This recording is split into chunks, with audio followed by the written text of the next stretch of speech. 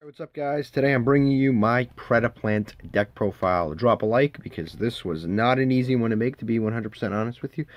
But let's get started. It's definitely a very interesting deck.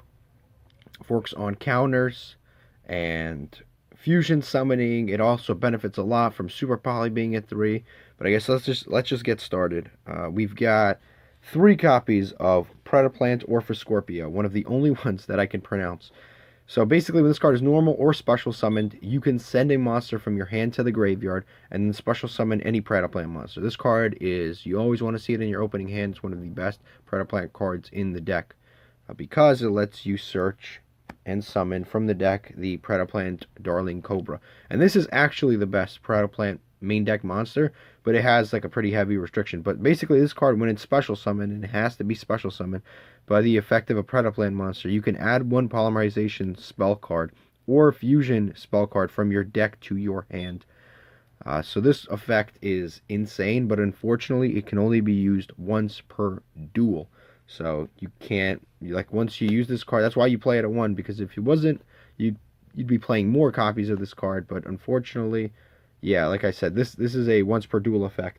But yeah, that's insane. You can add Super Poly, you can add regular Polymerization, you can add any card, like any fusion card, any new fusion, anything that's happened, any card that is basically a fusion or Polymerization card within the entire game of Yu-Gi-Oh, which is a lot of cards. So yeah, this is a pretty broken card. It had to have that heavy restriction. Next, we play 1 copy of Predaplant Drosophilum Hydra. One of the better looking cards on it, one of the coolest artworks. You'll see that a lot of the new cards feature this guy right on the front. But this guy's effects are pretty nuts too. Basically, you can special summon him by tributing a monster that has a Predaplant counter on it from either player's side of the field. So that's effect number 1, and that can be activated in the hand or graveyard. So even if he's in the graveyard, your opponent has like a monster with a Predaplant counter, you can tribute that monster and then special summon him from the graveyard. So he's like a free summon. It takes a little bit of setup, but he is a free summon. And then his second effect is you can banish one other Predaplant monster. Like during either player's turn, you can banish another Predaplant monster from your graveyard, and then you can make a monster on the field drop by 500 attack, which is not completely useless. It's a non-targeting kind of what is it called? Stat drop or stat removal, which is pretty beneficial. And he's usually the card you want to send to the graveyard fairly quickly. Next, we play 2 copies of Predaplant, and that one, to be honest with you, I'm not going to be able to read. Basically, this card is another pretty awesome one. Monsters with Predaplant counters that you use as fusion material are treated as dark. So if you have your opponent's monsters have a bunch of Predaplant counters on them, even if they're lights or earth or whatever they happen to be, you can still use them for fusions for stuff like Starving Venom and the new large Predaplant monster, the fusion monster, which is incredibly useful. So you definitely want to play at least 2 of him. And then on top of that, he actually he has a built-in polymerization effect. He's kind of like Ancient Gear Hunting Hound, whereas you can fuse using him.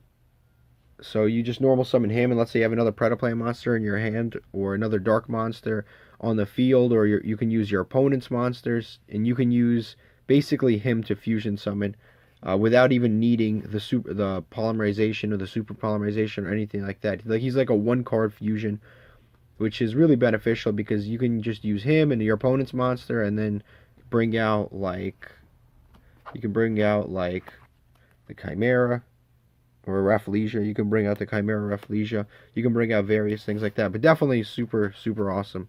Helps you get free fusions. Next, we play 3 copies of Predaplant Sorenciant. So this card's actually pretty cool because it has like 3 effects that lead into the next effect. So effect number 1 is when your opponent's monster declares a direct attack, you can special summon this card from your hand. And then, after damage calculation, if this card battles the opponent's monster, you can destroy that monster.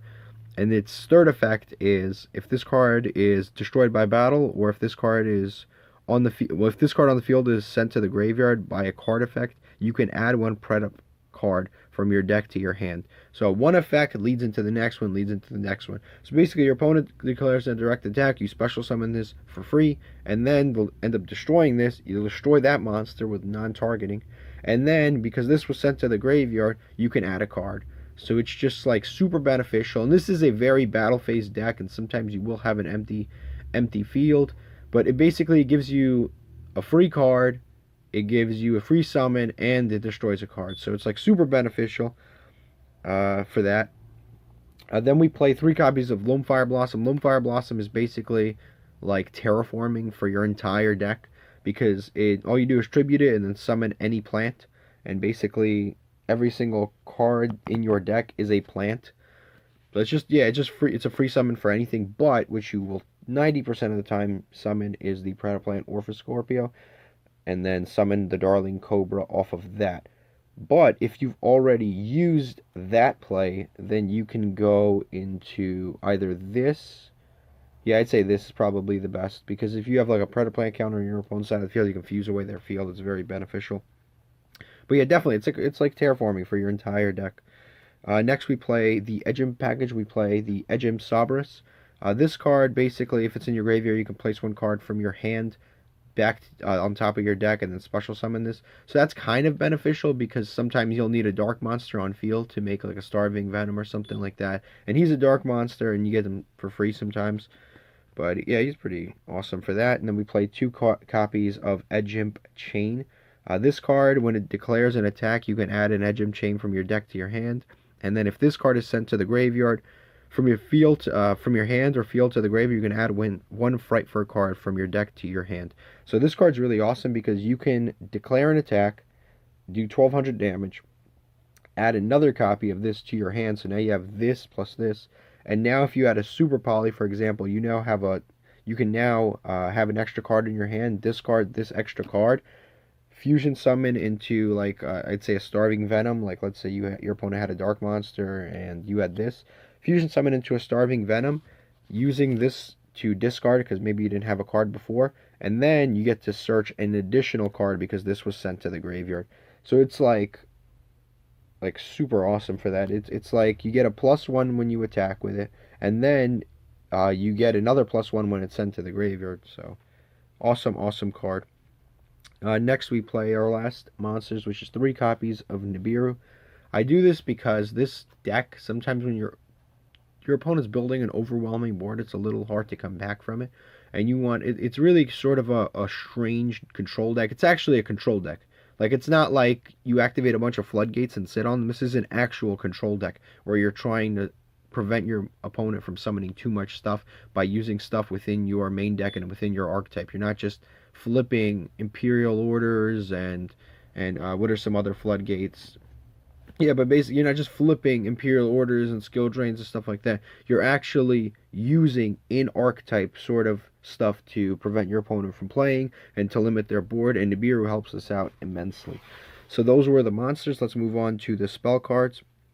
We play 3 copies of Super Polymerization, the best polymerization target right now by a mile, because a lot of decks are either dark or they somehow are negatively impacted by Super Polymerization. It helps you go second, helps you break boards, and it is searchable within this deck, which is really awesome.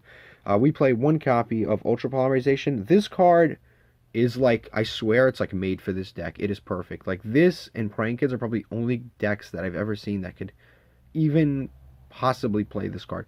So basically you pay 2,000 life points and you fusion summon 1 fusion monster from your action deck using 2 monsters you control as fusion materials, and then neither player can activate cards or effects in response to this card's activation. That's already pretty busted.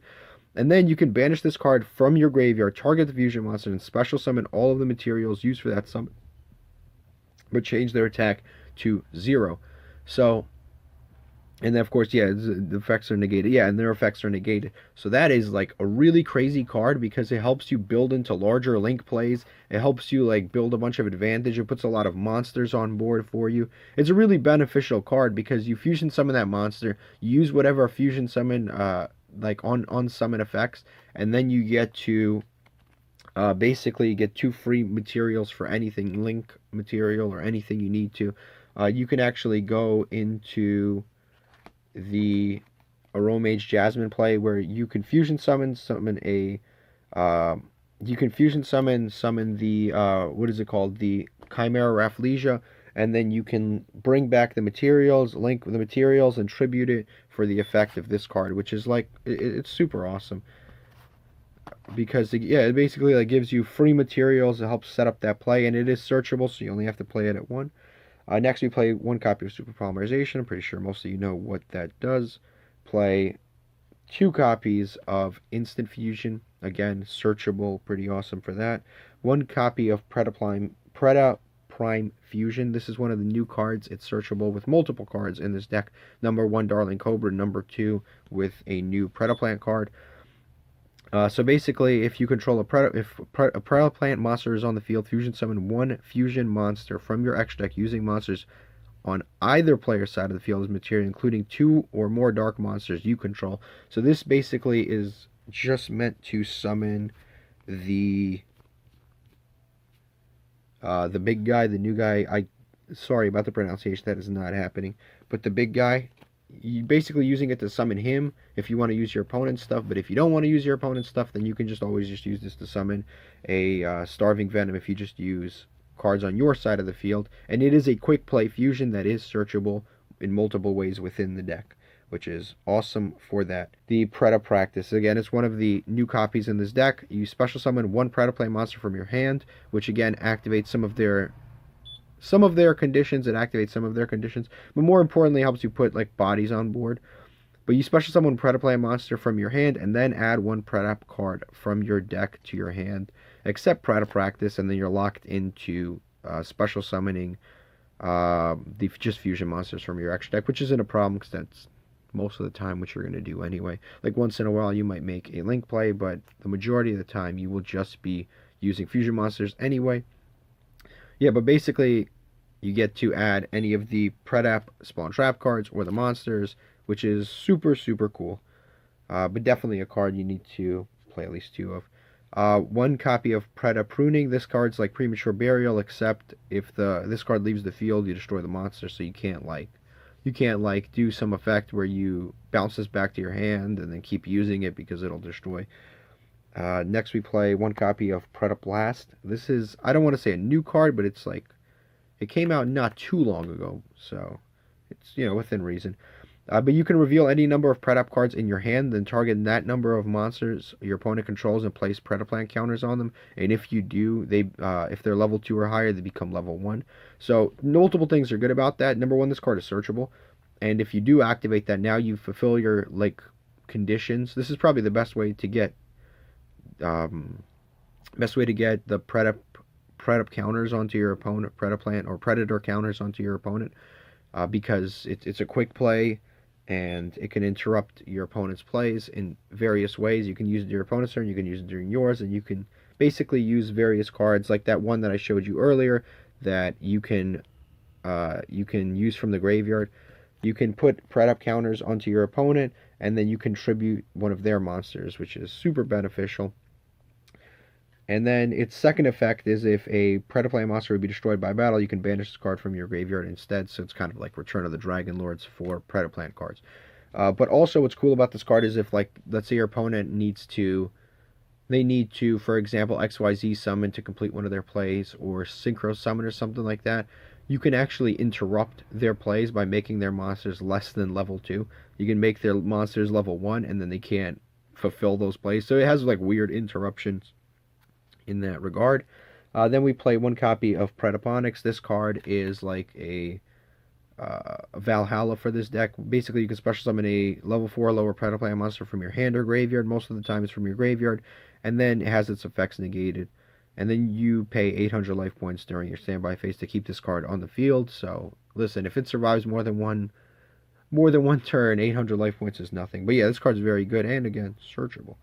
We play 2 copies of Frightfur Patchwork. You add an Edge Imp and a Polymerization from your deck to your hand, which is awesome. And basically, you get a free Polymerization anytime you see this in your opening hand. This card is a +1 on activation. You get an Edge Imp card. It's just, nothing but positive things to say about this card. Play 3 copies of Allure of Darkness for draw power. We play one copy of a new card. Actually, move that. This is a new card. We play just one. I'm kind of like playing around with it, but basically it's the new trap card. It is searchable.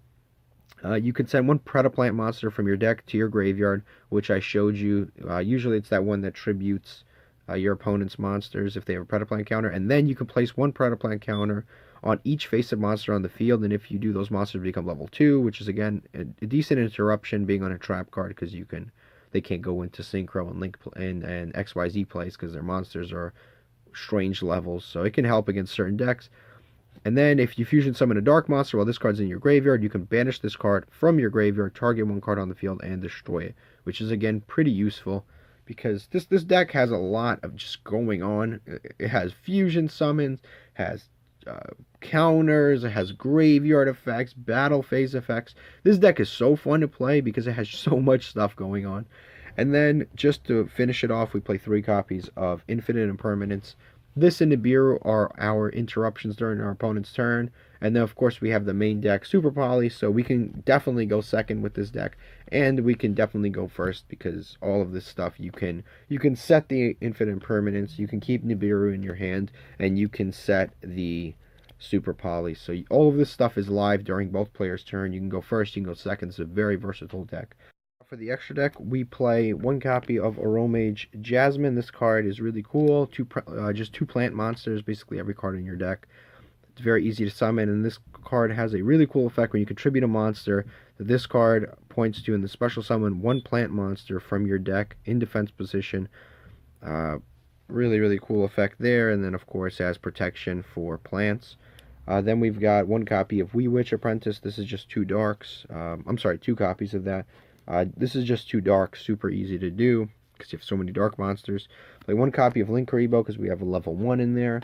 And again, it just puts stuff in grave. It's pretty dark on field. It negates an attack, or it doesn't negate an attack, but it makes your opponent's monster 0. Then we play for our instant fusion targets. We play 1 copy of Millennium Eyes Restrict. This card just catches hand traps, and it's also a dark monster. We play 1 copy of the Thousand Eyes Restrict to steal monsters, another good going second card. And then for, I think the majority of the rest are just our Super Poly targets or so we play 1 Mud Dragon because it's just a good Super Poly target, both for you and for your opponent. It's just very generic. And then the rest of the cards are our Predaplant monsters or Venom Dragon monsters. So we play the Predaplant Chimera Afflesia. Now this card is awesome because you can target a monster with target 1 monster on the field with less attack than or equal to this card, and then banish it. So just awesome removal. And then when this card declares an attack, it's like a mini Boral Sword.